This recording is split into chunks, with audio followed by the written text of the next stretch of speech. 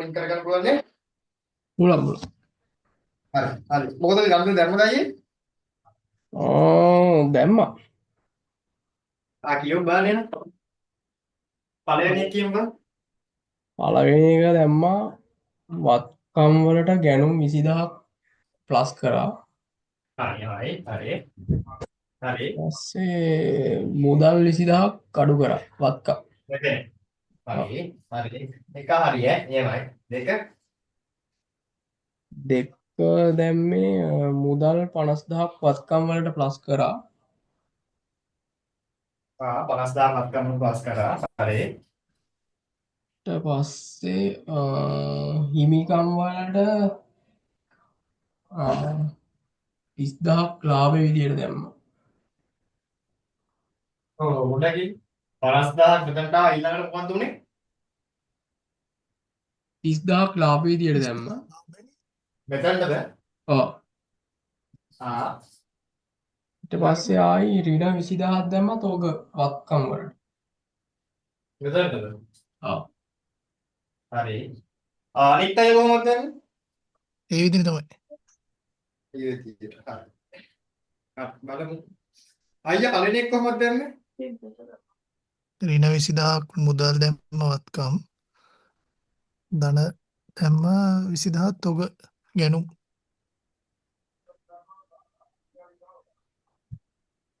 හරි. පළවෙනි එකව දෙන්නගෙම හරි දෙවෙනි එක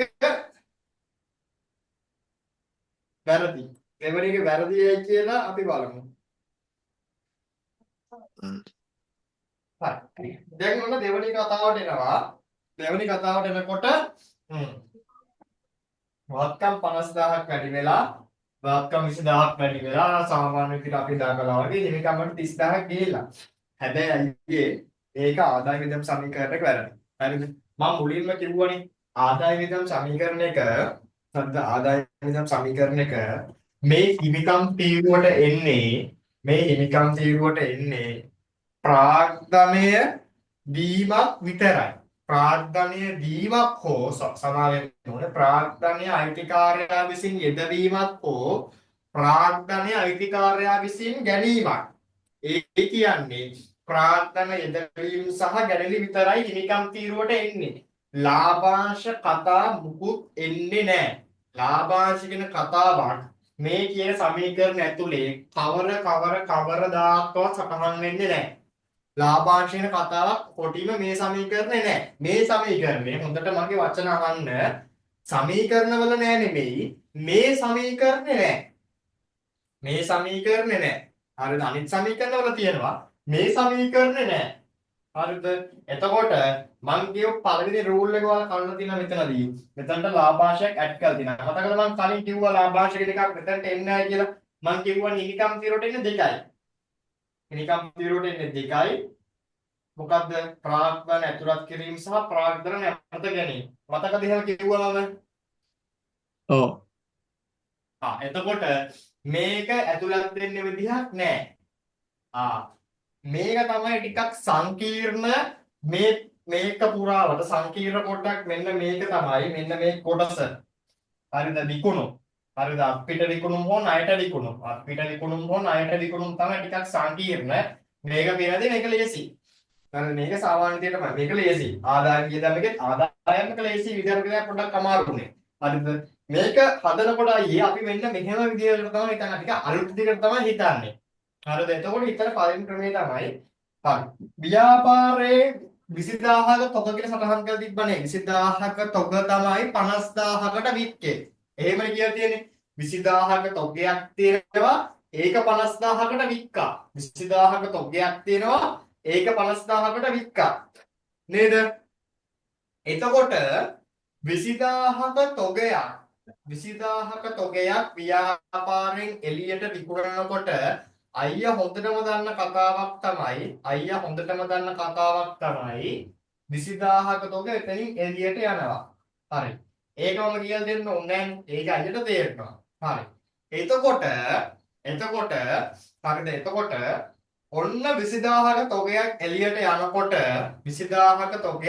යනකොට ඔන්න අපි මේකේ හිතන අලුත් ක්‍රමේ තමයි හරිද අලුත් විදිහ තමයි හරිද ඒකට තර්කයක් තියෙනවා මම ඒ තර්කේ කියන්න නමුත් අයියලට පැහැදිලි වෙයිද දන්නේ නැහැ නමුත් මම තර්කේ කියන්න සමහර විට ඒකවුස් උඩින් පල්ලෙන් හරි අල්ලලා දෙනවා නම් මේ වචන ඇහිලා ඇති හරිද ව්‍යාපාරයේ විකුණුම් කරනකොට හරිද ව්‍යාපාරයක් යම්කිසි තමන්ගේ ප්‍රධාන මෙහෙයුම් කටයුත්ත විදිහට සේවාවක් කියන්නේ පැත්තක දාන සේවා ව්‍යාපාරවල වෙනවා ගිණුම් තැබීමක් නෙතියන්නේ යම්කිසි ප්‍රධානගේ ප්‍රධාන මෙහෙයුම් කටයුත්ත විදිහට භාණ්ඩයක් අලෙවි කරනවා නම්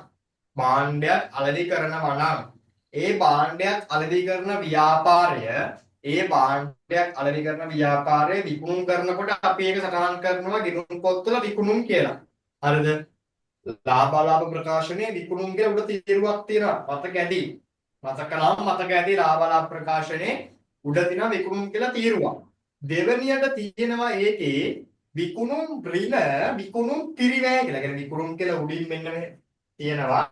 මම මේ කියන කතාව පොඩ්ඩක් හරි මතකද කාට හරි මෙතන ඉන්න. දෙන්නගෙන් කියන්න විකුණුම් පිරිය කතාව. ඔව් ගන්න ශ්‍රේෂ්ඨ භික්ෂු මෙහෙම එනවනේ. ඔව්. ඔය නෝ. හරි විකුණුම් පිරිය ශේවික්ස් විතර නියමයි. හරි. එතකොට ඔය මෙන්න මේ කියන මෙන්න මේ වගේ ප්‍රකාශනකට ලාභ ප්‍රකාශනය කියලා නිකන් ඔළුවට ගන්න නිකන් කම්පිටිටිව් කරගන්න එපා මම මේ ලොජික් එක නිකන් පොඩි තියරි එක කියන්නේ තොරක පැහැදිලි වෙනවා මෙතන විකුණුම් කියලා කියනවා හරිද මෙතන විකුණුම් කියලා දෙනවා මෙතන ව්‍යාපාරය කරන ප්‍රධාන මෙහෙයුම් කටයුත්ත කියන්නේ හාල් විකුණන ව්‍යාපාරික ඇතුළේ තියෙන ඩෙස්ක් එකක් විකුණන එක විකුණුම් වලට එන්නේ නැහැ. ඒක වෙනම කතාවක්. හරිද? අපි හිතමු හාල් විකුණන ව්‍යාපාරික විකුණන හාල් ඔක්කොම විකුණුම්. ආදායම සමාන කරනවා අපි හිතමු 100යි. හරිද? ඒකෙන් අඩු කරනවා මෙන්න මේකට විකුණුම් පිරිවැය. එතකොට මේ විකුණුම් පිරිවැයට එන්නේ සරලවම කිව්වොත් මෙන්න මේ විකුණපු භාණ්ඩවල මේ 100කට විකුණපු භාණ්ඩවල ඒ භාණ්ඩ වල වියදම අපිට ගන්න කියපු වියදම මේ 100ට විකුණපු භාණ්ඩ ටික අපිට ගන්න කියපු වියදම තමයි මේ විකුණුම් පිරිවැය කියලා කියන්නේ මට කියන්න පැහැදිලිද මම කියපු කතාව ඕන් පැහැදිලිද හරි එතකොට මේකේ කතන්දරේ ලේසි කතන්දරයක් තියෙන්නේ අපි ව්‍යාපාරයේ භාණ්ඩ විකුණනකොට ඒවා විකුණුම්ට සටහන් කරනවා. විකුණුම් කියලා ව්‍යාපාරයේ ගිණුම් පොත්වල ගිණුම් තියෙනවා. එතකොට ඒකත් එක්කම වෙන අනිත් වචනේ තමයි විකුණුම් පිරිවැය කියලා. විකුණුම් පිරිවැය කියන්නේ මේ විකුණු භාණ්ඩ ටික ගන්න ගියපු සම්පූර්ණ වියදම. මේ විකුණපු භාණ්ඩ ටික විතරයි. ව්‍යාපාරයේ තෝර ඉතුරුලා තියෙනවා නම් ඒකට ගියපු පිරිවැය මේකට දාලා වෙන්නේ නැහැ. හරිද? මේ විකුණපු භාණ්ඩ ටික only හරිද?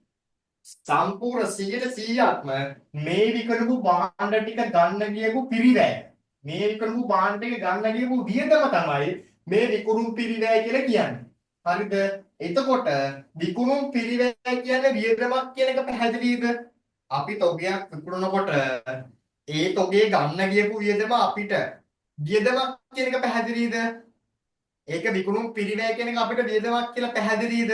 මට ඒක කියන්න වෙන මොකුත් කියන්න එපා. මට ඒ කොටස කියන්නේ ඒක පැහැදිලිද? ඔව්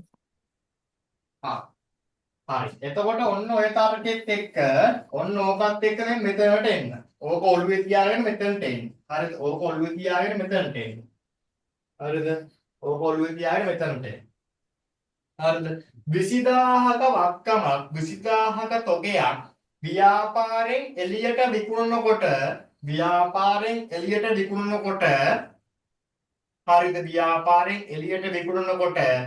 දැන් ව්‍යාපාරයට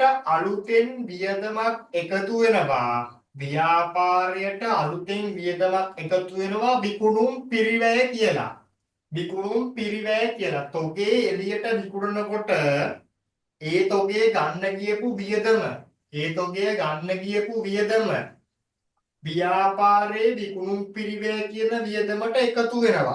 ව්‍යාපාරයේ විකුණුම් පිරිවැය කියන වියදමට එකතු වෙනවා. හරි. මට කියන්න මේ වෙනකම් මේ කොටස පැහැදිලිද? ව්‍යාපාරයේ වක්කම් රුපියල් 20000ක තොගයක් තිබ්බා. ඒ තොගේ එළියට යනකොට ඒ තොගේ විකුණනකොට ව්‍යාපාරයේ තිබ්බ රුපියල් 20000ක වත්කම් දැන් අඩු වෙනවා. ඊළඟට අනෙක් කතාව තමයි මේ විකුණන තොගය අනිත් පැත්තට මේ තොග ටික විකුණනකොට ව්‍යාපාරයට අලුතෙන් වියදමක් එකතු වෙනවා. ව්‍යාපාරයට අලුතෙන් වියදමක් එකතු වෙනවා. විකුණුම් පිරිවැය කියලා. පැහැදිලිද කතන්දරේ? ඕන් ඔව් කියන්න හොඳටම පැහැදිලිද?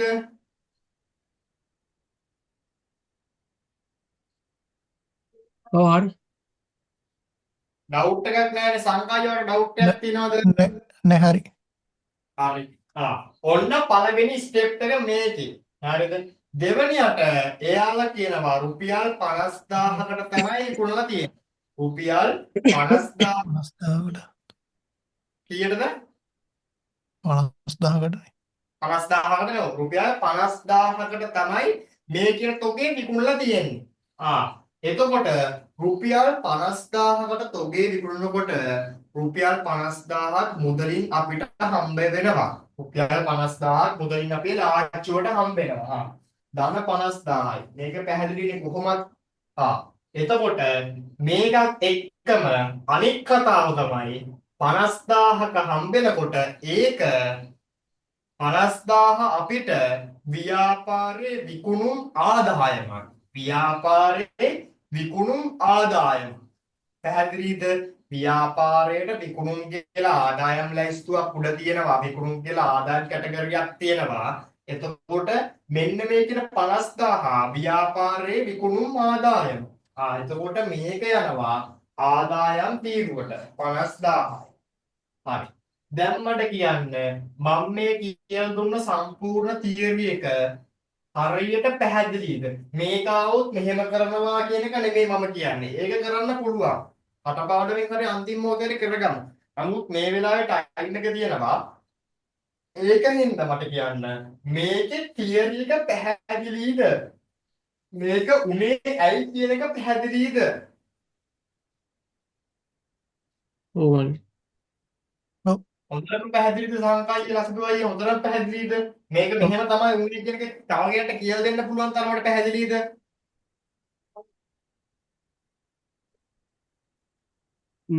ඔව් සංකල්පයට පැහැදිලිද? ඔව් හරි පැහැදිලි. හරි නියමයි. හරි. එතකොට මම ආයෙත් පොඩ්ඩක් කියන්නම්. ව්‍යාපාරයේ අර ලාභලා ප්‍රකාශ අපි දැන් කරනවා. ඒක කරනකොට හොඳට පැහැදිලි මම මේ කියපු කතාව මම ඒ වෙලාවට එක ආයෙ අදලා ගන්නම්. හරිද? ව්‍යාපාරේ විකුණුම් කියලා ආදායමක් තියෙන. ඒ කියන විකුණුම් ආදායමේ විකුණුම් පිළිවෙල අඩු කරලා පස්සේ තමයි ව්‍යාපාරේ දල ලාභය. සරලව ලාභය කියලා ගන්නවා. ලාභය කියන එක හැදෙන්නේ. එතකොට විකුණුම් කියන්නේ ආදායම විකුණුම් පිළිවෙල කියන ව්‍යාපාරයට වියදමක්. හරිද? තොගේ එළියට යනකොට විකුණුම් පිළිවෙල කියන වියදම ව්‍යාපාරයට එකතු වෙනවා. ඒ වගේම තොග විකුණලා හම්බෙන ආදායම ව්‍යාපාරයට විකුණුම් පැත්තෙන් ආදායම විකුණුම් ආදායම. ඕක තමයි නම් මේ සමීකරණ වල ස්ටාර්ට් කරලා තියෙන්නේ. එතකොට මේක තමයි හරිද මේක තමයි ආදායම් විදම් සමීකරණයක විකුණුම් සටහන් කරන විදිහ අත්පිට විකුණුමක් මේ අත්පිට විකුණුමක්. හරි. අයියලා මෙන්න මේ කල්දිරු ලියාගෙන හොඳට හිතලා මේක සඳහන් කරන්න විනාඩි දෙකක් දෙන්න. විනාඩි එකමාරක් නෙමෙයි දෙකක් දෙන්නම්කෝ. හරි. රුපියල් 20000ක මම ගල්දුණුව කියන අයියලා සඳහන් කරන්න නිකන් ලියා ගන්න ඕනෙත් නැහැ. රුපියල් 20000ක තොගයක් රුපියල් 50000කට ණයට වික්කා. රුපියල් 20000ක තොගයක් රුපියල් 50000කට ණයට වික්කා. ඔන්න ඕක සටහන් කරන්න.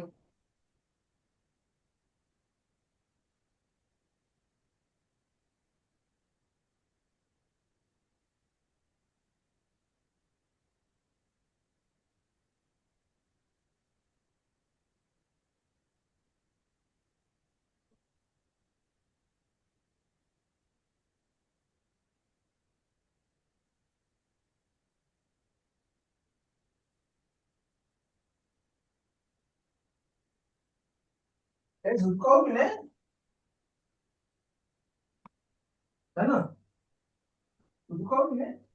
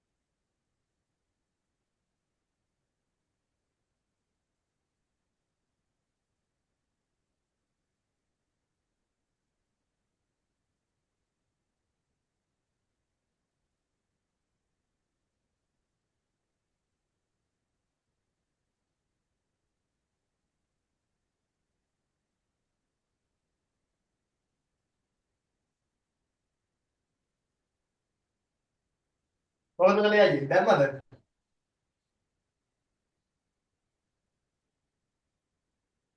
දැම්මද? දැන් තාම නැත්තම් try කරනවා.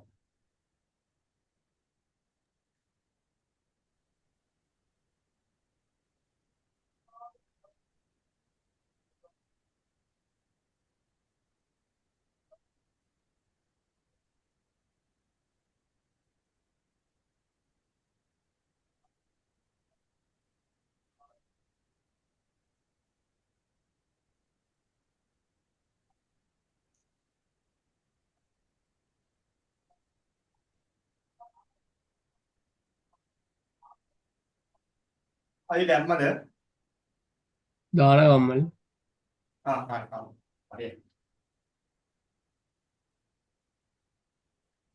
හරි.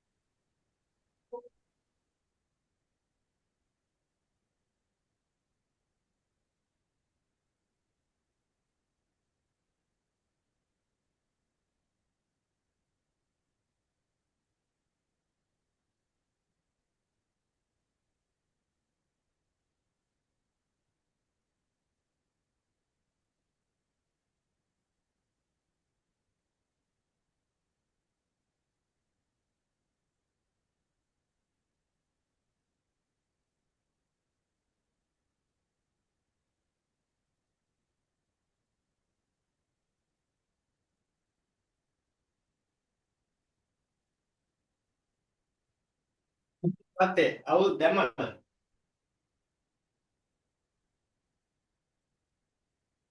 නැත්තම් තාම හිතනවද මොකද තත්ත්වය? හිතාගෙන යනවා මේකනම් තේරෙන්නේ නැහැ. අනිත් අයියා දැම්මද? හිතන්න හරි. අමාරුයි. හරි කමන්නේ. හරි. මුදල් හරි. රුපියල් අර කතාව ණයට කුල්ලා කියලා කියන්නේ අර කතාව ණයට කුල්ලානේ. එහෙම නේද? 20000ක එකක් 50000කට ණයට දීලා 20000ක් 15000ක් ණයට දීලා කියලා තියෙන්නේ 50000 අවස්ථාවක්. හරි. ණයට විකුණනද බලන්න. හරි. වත්කම් 20000ක් අඩු වෙනවද නැද්ද? අඩු වෙනවා. අඩු වෙනවා. වත්කම් 20000ක් අඩු වෙනවා. වත්කම් 20000ක් අඩු වෙනවා. වියදම් 20000ක් වැඩි වෙනවද නැද්ද? වැඩි වෙනවා. මොකක්ද ඒ වැඩි වෙන්නේ? මොකක්ද හේතුව? මොකක්ද ඒ වියදම? ඒ වියදමේ නම මොකක්ද? ඒ වියදමේ නම තමයි විකුණුම් පිරිවැය. මතකයි නේද? ඔව් විකුණුම් පිරිවැය. පිරිවැය. හරි 20000. මුදල් හම්බෙනවද? නෑ. මුදල් හම්බෙන්නේ නැහැ. එතකොට මුදල් හම්බෙන්නේ නැත්නම් ඒක මොකක්ද එතකොට? ඒ මොකක්ද එතකොට ඒක? ණයට ණයටනේ. එතකොට ණයට එයාලා අපිට ණයද අපි එයාලට ණයද? එයා අපිට ණයනේ.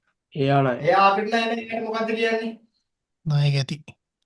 ණය ගැතියෝ කියන අපිට වත්කමක්ද මොකද්ද? වගකීමක්ද මොකද්ද? වත්කම්. වත්කමක් නම් වත්කම එතකොට වැඩි වෙනවද අඩු වෙනවද? 50,000ක් වැඩි වෙනවා. 50000ක් වැඩි වෙනවා. එතකොට විකුණුම් කියන ආදායම වැඩි වෙන්නේ නැද්ද එතකොට? ආදායම 50,000ක් නේ. ආදායම 50000ක් වැඩි වෙනවා. හිතන්න දෙයක් නෑ ලොකුවට. කොහොමද මොකක්ද හිතුවේ ඔච්චර? නෑ ඒ කමන්න හිතපු විදිය කියනවා මොකද්ද හිතපු විදිය මොකද්ද ප්‍රශ්නේ දීපෙතන හිතන්න. අයියලා හිතපු පැත්ත මොකද්ද? මොකක්ද හිතපු පැත්ත? එච්චර ලොකුවට හිතන්න තරම් ගොඩක් හිතුවා කිව්වනේ. ලසිදු අයියේ ඔයා මොකද්ද හිතුවේ? ඕ මම මේ 50,000 දැන් 20,000 දෙක හරි ඒ පැත්තට දාගෙන හ්ම්. ඊට පස්සේ ආදායම් වලටත් 50,000ක් දාගෙන මේ ඉතුරු 50,000 කොහෙටද දාන්න කියලා තමයි හිතාගත්තේ. හරි දැන් මට කියන්නේ දැන් පැහැදිලිද මේ 50000 අපිට එයා අපිට ණයයි නම් අපිට එයා වක්කමක්නේ අපි ඉල්ලන ඕන වෙලාවක එයා අපිට සල්ලි දෙන්න ඕනේ අපිට එයාව මුදල් කරගන්න පුළුවන් ඒක මුදල් කරගන්න පුළුවන් කියන්නේ එයා අපිට වක්කමක් එතකොට ඒ වක්කම සාමාන්‍ය තීරම තමයි ඇඩ් වෙන්නේ පැහැදිලිද ඒක ආ අනිත් අයටත් පැහැදිලිද අයියා හරි. කොහොමද හිතුවේ? මට මම ওই 50,000 දැම්ම දෙපැත්ත. ඔව් අතන 20,000 මේ වියදම් වල එක තමයි මට ෂුවර් නැතුනේ ධනද රින්නද වෙන්නේ කියන එක. වියදම වැඩි වෙනවා. يعني වියදම අඩු වීමක් වෙන්නේ නැහැ. වියදම අඩු වීමක් වෙන තැනක් තියෙනවා. ඒක අපි third step එකේ ඉගෙන ගමු. දැන් second step එක පැහැදිලිද මට කියන්න? මේක ණයකෙත් කියන එක 50,000. පැහැදිලිද? දෙකම. අයියලා දෙන්නට පැහැදිලිද? ඔව්. ඔව් හරි. හරි. ඊළඟට අපි යමු මේකේ තියෙන අන්තිමම ඉගෙන ගන්න තියෙන කොටස. මේකේ තියෙන අන්තිමටම ඉගෙන ගන්න තියෙන කොටස. පැහැදිලිද? අන්තිමටම ඉගෙන ගන්න තියෙන කොටස මේක. හරිද? අන්තිමටම ඉගෙන ගන්න තියෙන කොටස. වෙනස් වෙන තැන. තුන. හරිද?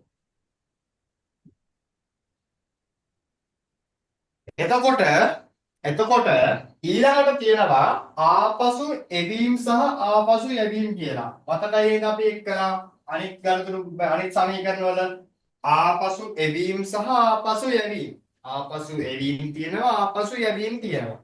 හරිද? එතකොට ආපසු එවීමක් සහ ආපසු යැවීම සඳහන් කරන්නේ කොහොමද? හරි. මේක ලියා ගන්නකො පෙරලුම් දෙක. රුපියල්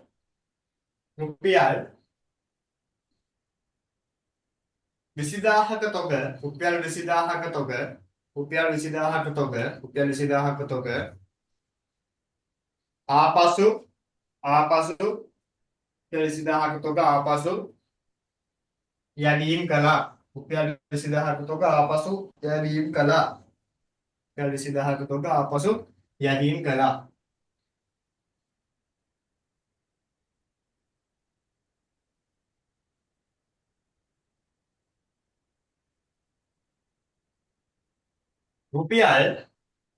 රුපියල් 20,000කට විකුණු තොග දෙවැනි එක රුපියල් 20,000කට විකුණු තොග රුපියල් 20,000කට විකුණු තොග රුපියල් 20,000කට විකුණු තොග රුපියල් 20,000කට විකුණු තොග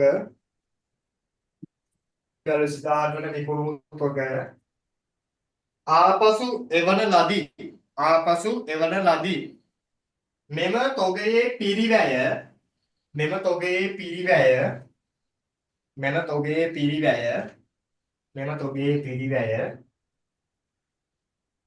තොගයේ පිරිවැය රුපියල් 15,000කි 20,000ක තොග ආපසු එවන ලදී මෙම තොගයේ පිරිවැය රුපියල් 15,000කි කාර්යක ක්‍රියා ගන්න රුපියල් 20,000කට ණයට විකුණු තොග රුපියල් 20,000කට ණයට විකුණු තොග ආපසු එවන ලදී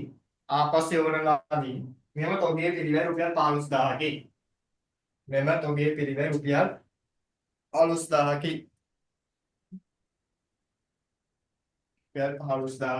හරි ඔය තුන සඳහන් කරන්න බලන්න try කරන්න දැන් අයියා දැන් මෙහෙමයි හරිද? දැන් තලක කරනවා කියන එක අපි කරන්න ඕනේ බුද්ධිමත්ත. හරිද? දැන් ආපසු එවීම සහ ආපසු යැවීම කියන මම ට්‍රික් එකක් දෙන්නේ. හරිද? මම දන්නවා අයියලා කොහොමද මේක කරනවා කියලා ට්‍රික් එකක් දෙන්නේ. ආපසු එවීම සහ ආපසු යැවීම කියන්නේ අපි මීට කලින් කතා කරපු විකුණුම් සහ ගැනුම් වල රිවර්ස් එක. විකුණුම් සහ ගැනුම් වල රිවර්ස් එක තමයි ආපසු එවීමක් සෝ ආපසු යැවීමක් කියලා කියන්නේ. එතකොට ඒකේ රිවර්ස් එක නම් හරිද? අපි දෙවන ස්ටෙප් එකේ කරපු ක්‍රමේ අනිත් පැත්ත තමයි අපි කරන්න ඕනේ. ෆලෝ කරන්න ඕනේ. එතකොට අන්න ඒ තියරියකින් හිතන්න හැමතිස්සෙම අපිට ඉගෙන ගන්න තියෙන ලේසි ක්‍රම ෆලෝ කරන්න ඕනේ. හරිද? මේක අමුතු ඉගෙන ගන්න දෙයක් නෑ. මේක කලින් කතා කරපු ඒ රිවර්ස් එක නම් කලින් කතා කරපු ගණදෙනුව කරපු විදිහම රිවර්ස් කරන්නයි තියෙන්නේ. අන්න ඒ විදිහට හිතලා ගණදෙනු ටික කරගෙන යන්න.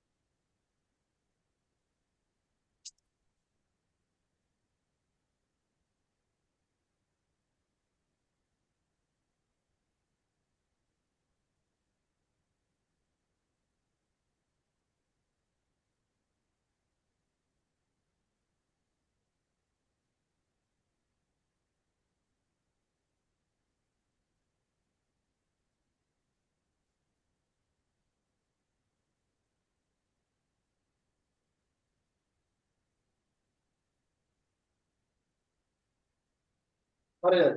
මොකද ඔය try එකක් දුන්නොත් මොකද කළේ? දාගන්න පුළුවන් තව විනාඩි දෙකක් තුනක් ඕනද?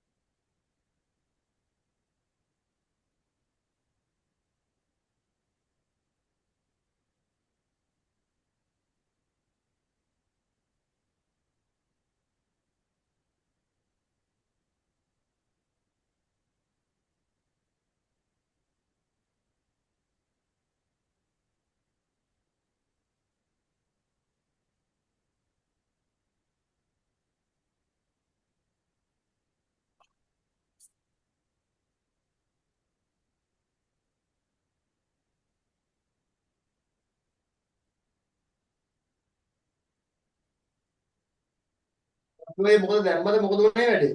හරිද? දැම්ම මල්ලි. හරි හරි හරි. අපි බලමු. සංකල්පය දැම්මද? ඔව් හරි. හරි. පළවෙනි ගණතුල මොකද්ද තිබ්බේ? ආපසු යැවීමක් නේද? ඔව් ආපසු යැවීම සඳහන් කරේ කොහොමද කියන්නේ?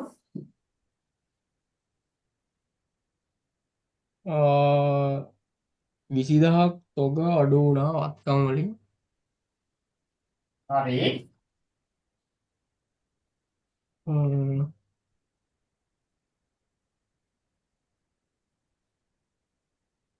ආහි ආයි ඒක මුදල් දැන මුදල් වැඩි වෙනවනේ. මෙතන මුදාලි කරා. මෙහෙමද කළේ? මෙහෙමද කළේ? ඔව් නේ ආදායම් වලට නේද ඉන්නේ. ආපසු යැවීම. නෑ සෝරි. ඔතන මුදල් වැඩි කරනවනේ. මෙහෙමද දැම්මේ අයියා. ඔව් හරි මේක හරියද?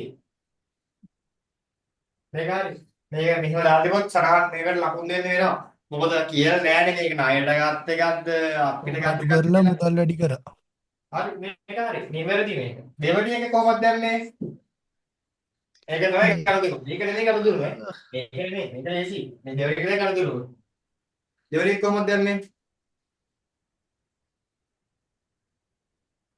දෙවෙනි එක දැම්ම මල්ලි 20,000ක් තොග වත්කම් වැඩි කරා එකතු කරා 20000ක තොග වත්කම් වැඩි කළා හොඳයි නියමයි. ඊළඟට ඊට පස්සේ 15,000ක වියදම් වැඩි කරා විකුණු තොග පිරිවැය. මෙතනද? ඔව් ඉතින් වැඩි කළා. එතනින් එහාට තාම දාන්න දැම්මේ හරි. අනිත් එක කොහොමද දැම්මේ? ඒක එන්න ඕනේ 20000ක් මුදල් අඩු වෙලා නේද? නෑ හරි අයියා කියන්නකෝ මට ගාපු ඉතින්. 20000ක විකුණු තොග ආපසු එනවා. ඔව් 20000ක් මුදල් අඩු වෙලා 20000ක් මුදල් අඩු වෙලා තොග 15000ක් වැඩි වෙනවා. තොග 15 මෙතනද? ඔව් ආ වියදම 15000කින් වැඩි වෙන අඩු වෙනවා විකුණුම් පිරිවැය. හ්ම්. අතන අපේ ආදායමෙන් 20000ක් අඩු වෙනවා. නියමයි. well done නේ. මේක තමයි හරි විදිය. මේක තමයි ක්‍රමය. මේක තමයි තියරි එක.